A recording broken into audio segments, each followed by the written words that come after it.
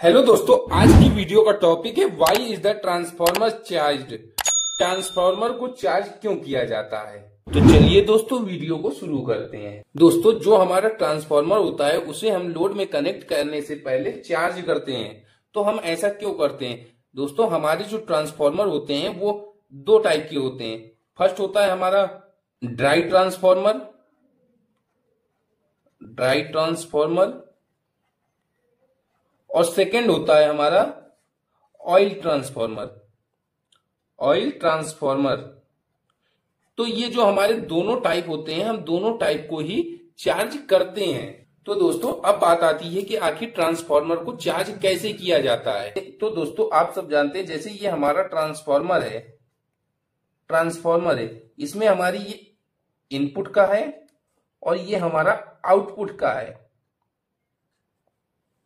तो जो हमारा इनपुट है, हम क्या करते हैं, इसमें हम R, Y और B, इसमें हम लाइन को कनेक्ट करते हैं और फिर ये हमारा ट्रांसफॉर्मर चार्ज होने लगता है। आउटपुट में हम लोड को कनेक्ट नहीं करते हैं।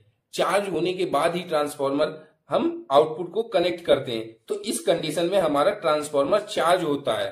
तो दोस्तों, अब बात आती है कि आखिर ट्रांसफॉर्मर को चार्ज कब किया जाता है। तो दोस्तों, जो हमारा ट्रांसफॉर्मर होता है उसे हम दो कंडीशन में चार्ज करते हैं।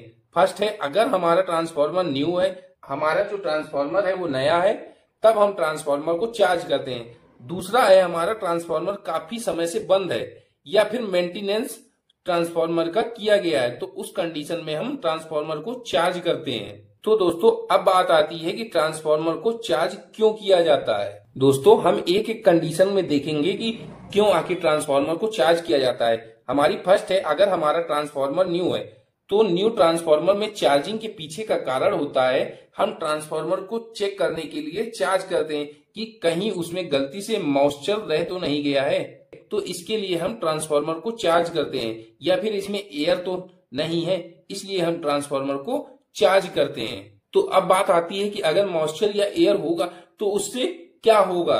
तो उससे हमारे ट्रांसफॉर्मर की जो लाइफ है वो कम हो सकती है, इसीलिए हम ट्रांसफॉर्मर को चार्ज करते हैं। तो दोस्तों, इसके बाद सेकंड है, तो दोस्तों हमने मान लिया हमारा नया ट्रांसफॉर्मर है, उसमें गलती से मॉइस्चर हो सकता है, इसलिए हम ट्रांसफॉर्मर को चार्ज करते हैं। लेकिन जो हमारा सेकंड केस है मेंटेनेंस, इसमें फिर क्यों करते हैं? तो आप जानते हैं, मेंटेनेंस में हम हर एक पार्ट को ओपन करते हैं और देखते हैं पार्ट। तो उस केस में तो हमारा ट्रांसफॉर्मर को चार्ज करना बहुत ही ज्यादा जरूरी है, इसलिए हम ट्रांसफॉर्मर को चार्ज करते हैं।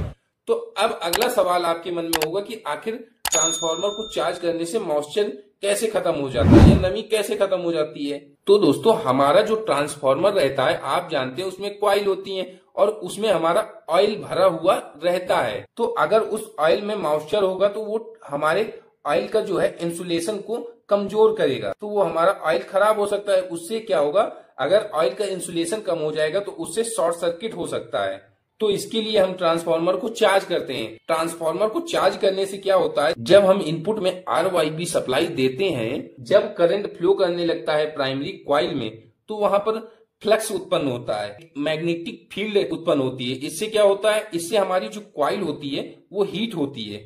कॉइल हीट होती है, अगर कॉइल हीट होगी और तो हमारा जो ऑयल भरा हुआ है ट्रांसफॉर्मर में वो भी हीट होगा। तो उससे क्या होगा, जो हमारा मॉइस्चर है वो हमारा हीट होकर भाप बन